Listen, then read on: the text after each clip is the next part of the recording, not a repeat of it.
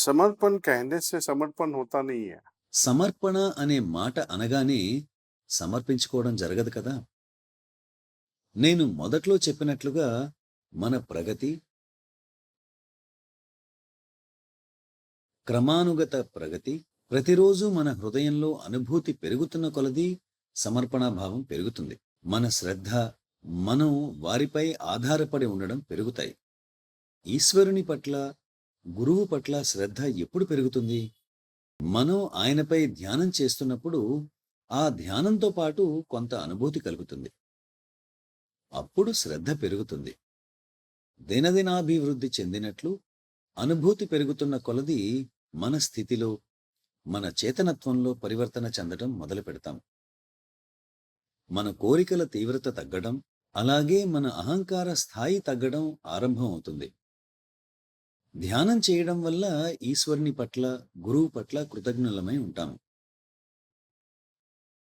నెమ్మదిగా మనలో మార్పు కలుగుతూ శరణాగతి భావం సహజంగానే కలుగుతుంది. और सहज रूप से होता है, नेचुरल रूप से होता है। और जब आप एकदम नेचुरल रूप से होता है तब करना या మనం శరణాగతి నొందామా లేదా అనేది మాటల్లో చెప్పడం ఉండదు. అది చాలా సహజమైన స్థితి అవుతుంది. మీరు హార్ట్ఫుల్నెస్ ధ్యానం చేయండి. పూర్తిగా సాధన చేయండి. నేను 1976వ సంవత్సరంలో అహ్మదాబాద్లో 3వ సంవత్సరం ఫార్మసీ విద్యార్థిగా ఉన్నప్పుడు ధ్యాన సాధన ప్రారంభించాను. అప్పటి నుండి శ్రద్ధగా ధ్యానించడం వల్ల ఎంతో మార్పు వచ్చింది.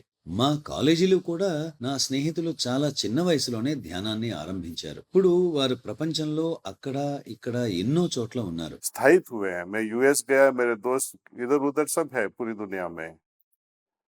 और जब उनकी लाइफ स्टाइल देखते हैं, నేను అమెరికాకు వెళ్ళాను. వారి జీవనశైలిని గమనిస్తే తోటి వారితో పోల్చినప్పుడు వారు అద్భుతమైన జీవితాన్ని గడుపుతున్నారు. మా కాలేజీలో కొంతమంది మాలాగా ధ్యానం చేయలేదు. వారి జీవితాలు ధ్యానం చేస్తున్న మా జీవితాలతో పోల్చి చూసినప్పుడు ఎంతో వ్యత్యాసం ఉంది.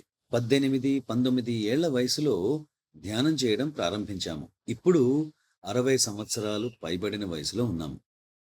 60 ఏళ్ల వయసులో ఉన్నవారు కొందరు ఇప్పటికీ ధ్యానం చేయకుండా ఉన్నారు. వారంతా మా స్నేహితులు కావడంతో వారి జీవితాలను కూడా చూస్తున్నాం. ధ్యానం చేస్తున్న వారి కుటుంబాల్లో, ధ్యానం చేయకుండా ఉన్నవారి కుటుంబాల్లో చాలా వ్యత్యాసం ఉంది. వారి పిల్లల్లో మరియు వారి సంస్కారాల్లో చాలా వ్యత్యాసం ఉంది. యోగ పద్ధతి ఒక రోజులో అయిపోయేది కాదు. జీవితకాలం అంతా కూడా సరిపోదు.